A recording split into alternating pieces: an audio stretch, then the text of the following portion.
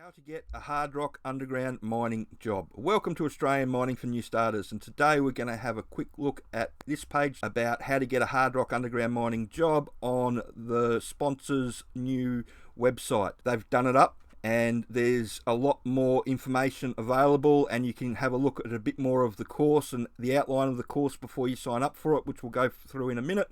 But just to start with, we'll go through the 6 things that you need to know about how to get a hard rock underground mining job. So first, you've got to know what type of job you're looking for. So at the moment, all the employers are having to hire new starters for the nipper, truck, diamond driller, offsider, the Agi operators for the shotcrete crew, as well as paste and service crew jobs. So we've had a few people get service crew jobs in the last 6 months. You can come over to the Wall of Fame page to have a look to see what they've done and where they are and all that sort of stuff. It's these sort of jobs that you need to be applying for. Now you can type underground into Seek and you'll see all the jobs come up, and there's lots of them.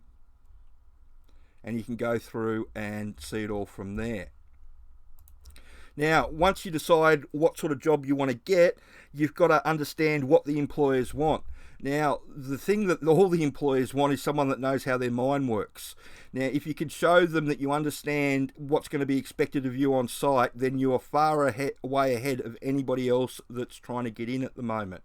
And that's just another reason why the sponsor's training is really effective, and you can use that to get in. So Introduction to Underground Mining, the DIY course, covers everything in there that the sponsor wants you to know. So if we go over to the basic course and just have a little look, you can expand it and see the content that you're going to learn.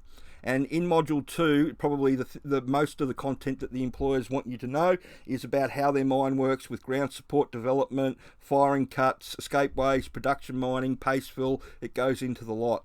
And then it also talks about the different jobs that are on the mine site, everybody's jobs, not just the underground jobs, so it goes into a lot of detail there, and scaling, safety, and surviving the first 12 months. All stuff that the employers want a new starter to know.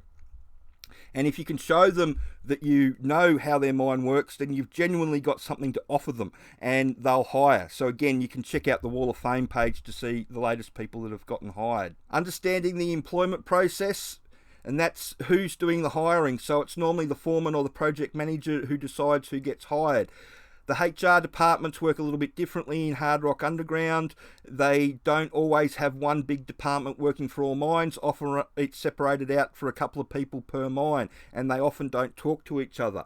So you need to know what the foreman wants, and you need to understand what the information the foreman is wanting to extract from you in the interview.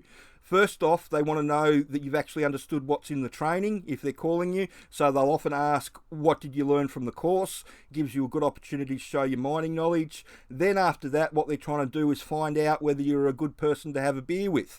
Why do I say that? Is because a lot of the time that you end up having a beer at the wet mess at the end of the day, the foremen and shift bosses are there and it's just social. As well as getting fly in, fly out, you get stuck on planes with people. They want to know if they get stuck on a plane sitting next to you for 2 or 3 hours, that they're not going to want to throttle you, that you're going to be able to have a decent conversation with them. So they'll often ask about your interests, sport, that sort of stuff.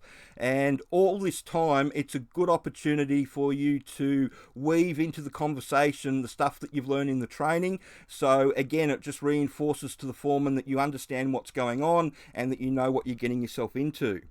Now, the next thing is creating a resume that's going to get read. So there's a few things that you can go into with a resume where people fall down. Often a respectable underground miner's resume will not be longer than 2 or 3 pages long. Won't have a cover letter most of the time. It'll just be the last mine that they worked at and what they did and how long they did it for, and then working back to the previous mines before that.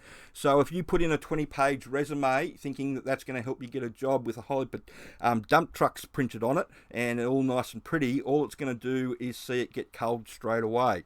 There's a good video here that you can watch on what they really want in a resume that we've done before, which goes into it in great detail.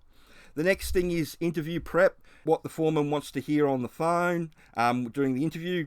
We talked about that a bit before. It's the big thing for the foreman is being able to answer those mining questions. So if you can present already knowing all the mining information, then that's a huge tick in the box for you. You still have to meet their other requirements like medicals and drug tests and having all the appropriate driver's licenses and all that sort of stuff. But if you can know how their mine works, that's a huge tick for you. Lastly, casting the widest net that you can. If you live in a mining hub, so Brisbane, Perth, Adelaide are all mining hubs, but if you don't live there, then maybe you should think about relocating to a mining town. So that would be Mount Isa, Cobar or Kalgoorlie. They're screaming for people in Kalgoorlie. They just can't get enough.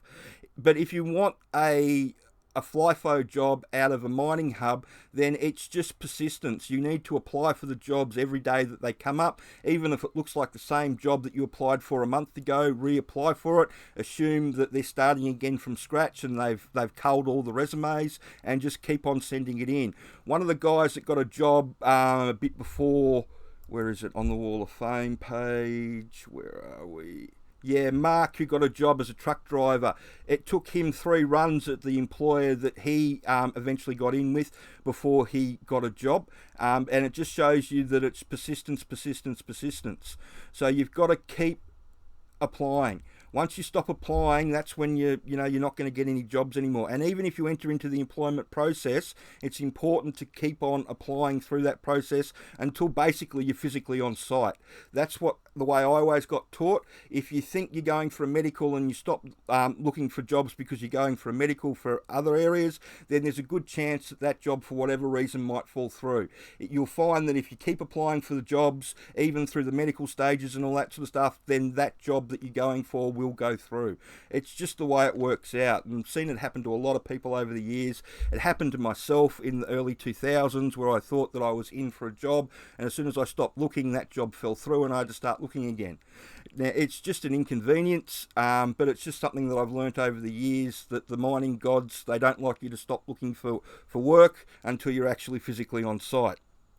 So I hope that information helps, and there's a lot of good information in this page. I'll leave it in the link below.